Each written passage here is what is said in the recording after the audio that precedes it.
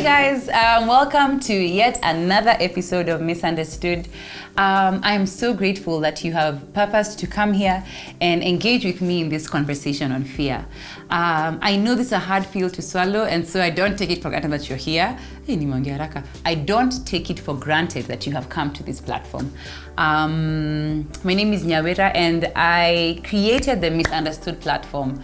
I feel like a broken record because I've said this so many times, but I mean it every time I say it. Is that this platform was created to give understanding to seasons, situations, happenings in life that many a times we don't have clarity on. And I don't speak from a place of perfection, but from a place of I've experienced certain things, I've read about certain things, and so I share with you what I have taken in and what I've learned from, so that you don't have to go through it on your own, and that you feel like even as you journey through life, you're not on your own completely. I began this conversation on fear 2 weeks ago, and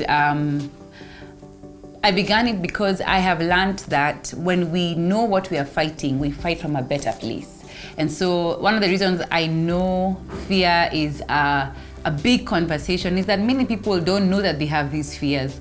But it took a lot of reading and exposure to a lot of material to understand that these fears are not given names so they can be owned, but so they can be disempowered. And so that's why we're having this fear conversation. So we've talked about the fear of commitment. We talked about the fear of commitment and the fear of failure. And today we'll be talking about the fear of the future. Now, it's so interesting. This fear has many names. Many guys call it the fear of the unknown. Many guys call it the anticipatory anxiety, where you're anxious about anticipating anything and everything.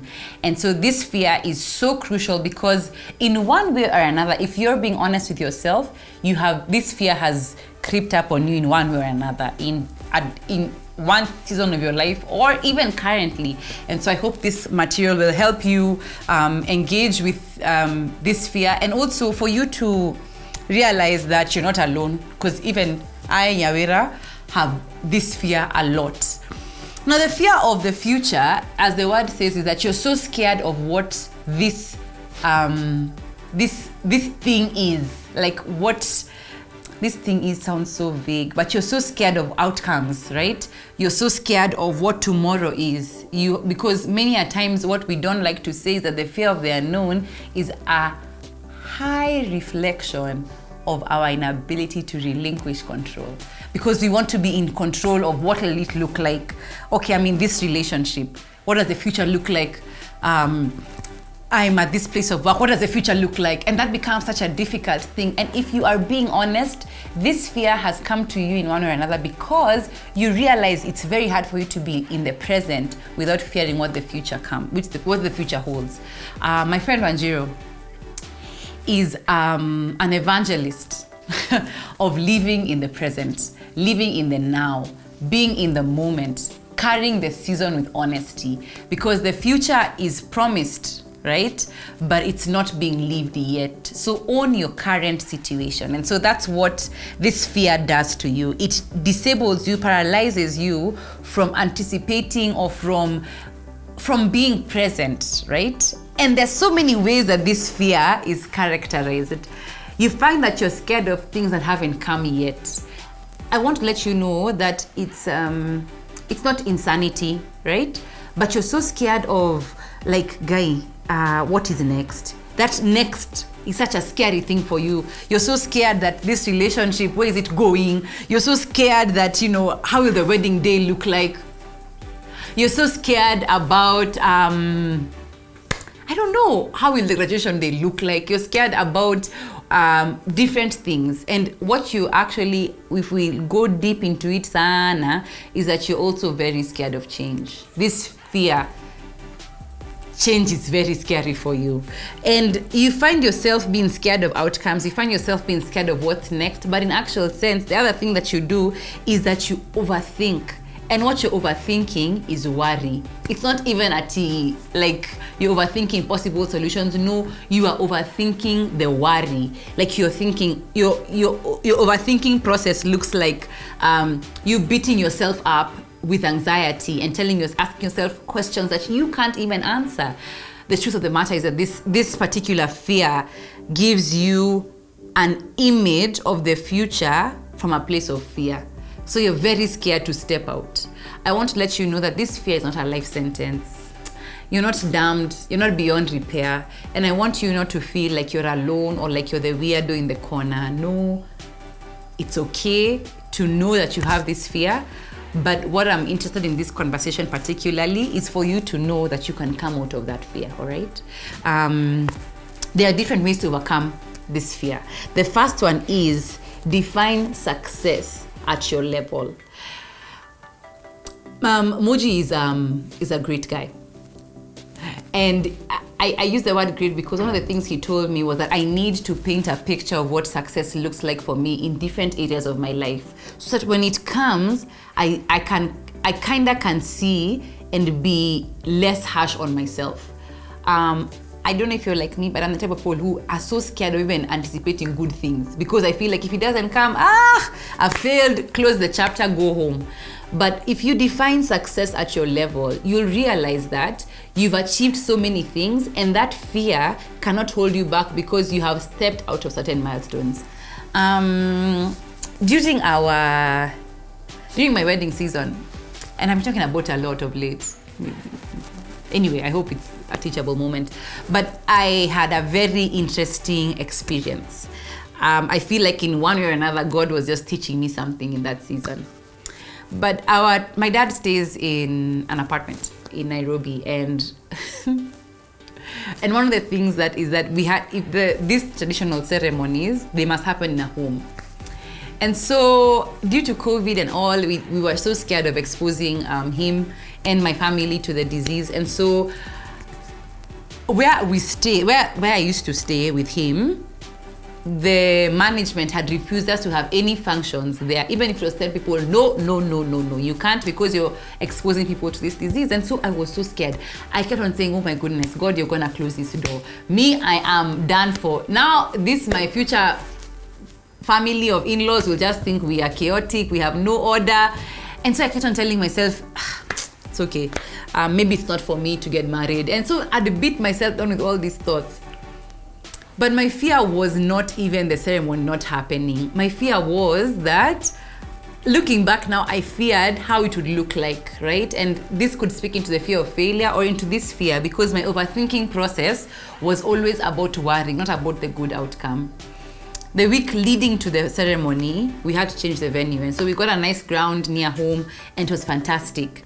But the moral of this lesson was to tell you that sometimes the things you're so afraid of, the solution is right near you, but you'll only be able to see it if you come out of this overthinking and over-worrying space. So many a times that overthinking clogs your mind. It's like a bad sink, like all the tuwarus, the skooma from washing dishes, the tea leaves, even though that's not how dishes should be put in the sink, they've blocked the water from flowing. That's how overthinking acts like. It blocks all the thinking and all the solutions from flowing the right way. So that's another way. So define success. Have an image of what this beautiful future looks like for you, so that when you start achieving it in small ways, you start to clap for yourself and feel like you are making steps and strides to the future. The other thing to do is that realize it's your story, it's yours, it's your life. And I want to just say this because I know that this is something I need to tell myself also, is that your story may not always be a bestseller. It may not be on the New York Times bestseller list, but it's your story and you must live it. The unfortunate thing is that we live in a life, in a society particularly, that makes you feel like your story is not good compared to someone else's. Get out of that place of comparison because the future is not the same for us all. Live in your reality. And your reality is that maybe at the point in your life where you are, you can't afford to live in a certain home. You can't afford to have a certain lifestyle. You can't afford to be in certain spaces. This doesn't mean that you will never afford it. It just means in the season you are in now, you need to be aware that your story is still in the works. Do not compare yourself to other people. This fear of the future creeps up on you because you feel like other people are making it above and beyond you. Live in your reality. Your story may not be a bestseller yet, but when it runs its course, it will eventually be. So own your story, live in your reality, Fix your eyes on your lane and your prize. Close off all the thoughts that easily come and tell you that somebody else is better than you. The future is for everybody, but it doesn't come to everybody the same way, right? And I feel like that's something I needed to hear, because sometimes I feel like my inadequacies have silenced me from living the dream that I have wanted to, you know? And it's a dangerous place, because sometimes you feel like, why is Nani doing so well and me, I'm doing so badly? Yet we're the same age, we have been exposed to the same opportunities. Why are they doing better? Their story has been written a different way. Live in yours. The other thing, and this may be an overflow from what I've just shared, is that pace yourself. Don't run where you need to walk. And I mean, let me just tell you the honest truth, is that when I wrote that point down, I said, I wrote there in brackets, slap yourself, Nyawira.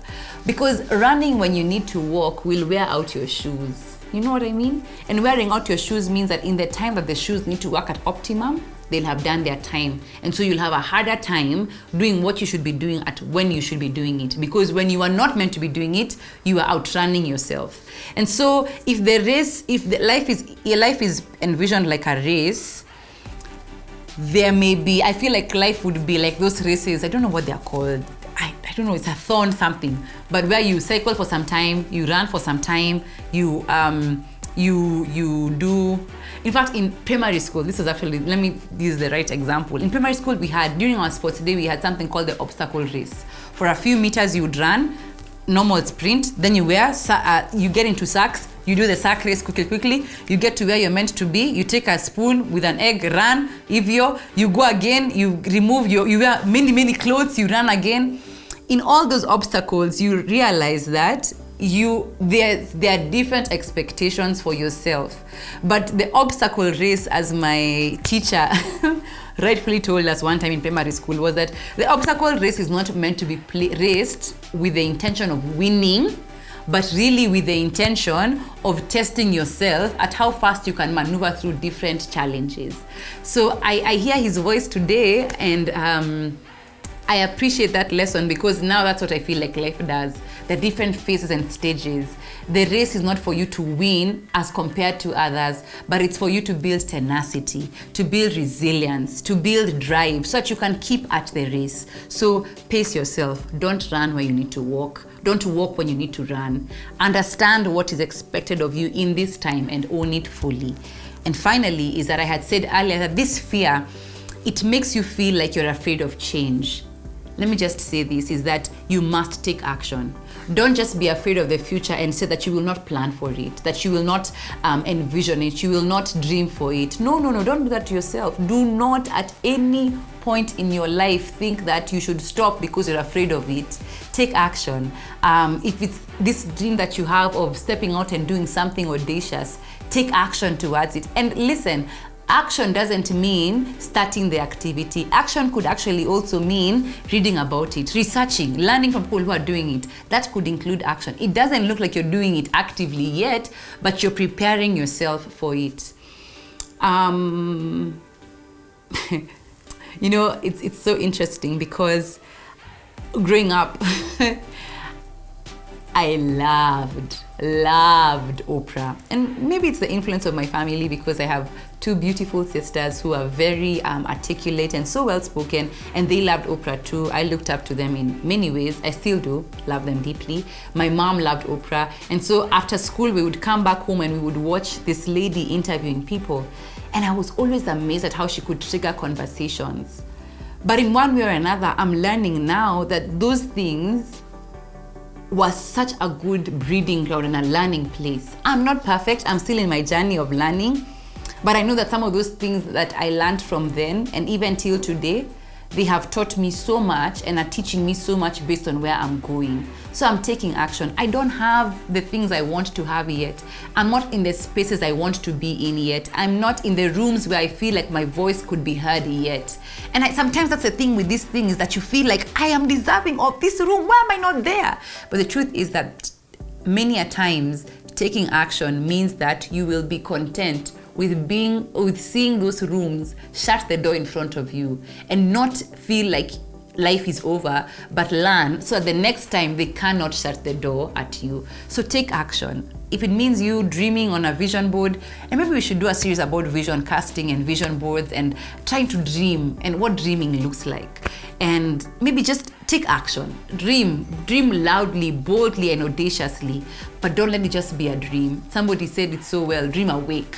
Wake up as you're dreaming. Get up, write, dream, be bold in everything that you do. Try it. I bet you it's gonna be a fantastic time.